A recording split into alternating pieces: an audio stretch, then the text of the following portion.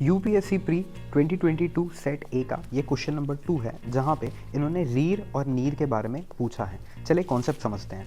Inflation को calculate करते time जैसे हम बास्केट्स ऑफ गुड लेते हैं और उनके कंपैरिजन में इन्फ्लेशन कैलकुलेट करते हैं, वैसे ही जब ट्रेड कॉम्पिटिटिवनेस की बात आती है तो हम बास्केट ऑफ करेंसी लेते हैं और उसके कंपैरिजन में हम ये देखते हैं कि हमारी करेंसी जो है वो कैसा परफॉर्म कर रही है।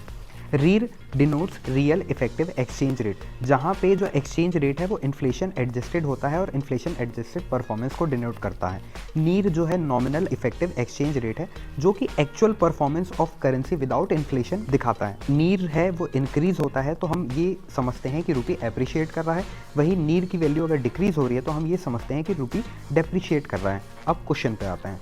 जब हम PYQ की एनालिसिस कर रहे थे तो हमने देखा कि जब भी सिमिलर लुक अलाइक स्टेटमेंट्स होते हैं तो इन दोनों में कोई एक स्टेटमेंट है वो सही होता है और दूसरा स्टेटमेंट है वो गलत होता है। तो इसके बेसिस पे हम सबसे पहले जहाँ पे भी ये दोनों साथ में हैं उन ऑप्शंस को एलिमिनेट कर देंगे। तो हम बचते हैं यहाँ पे दो ऑप्शंस के साथ, that is 2 and 3, 1 and 3।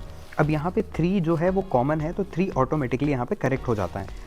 In case if अगर आप पढ़ना चाहें तो यहाँ पे एक बहुत जनरल सा स्टेटमेंट दिया हुआ है कि इज़ लाइकली टू कॉज, मतलब यहाँ पे कोई भी डेफिनेट या डिफाइन नहीं कर रहा है, बोल रहा है कि इज़ लाइकली टू कॉज, एक जनरल नेचर का स्टेटमेंट है, तो ये ऑटोमेटिकली करेक्ट होता है। अब आते हैं स्टेटमेंट नंबर 1 and 2 पे। तो यहाँ पे बात किया है an increase in nominal effective exchange rate NEER indicates the appreciation of rupee. हमने अभी यहाँ पे पढ़ा कि नीर अगर इंक्रीज हो रहा है तो ये डिनोट करता है रूपी एप्रिशिएशन को।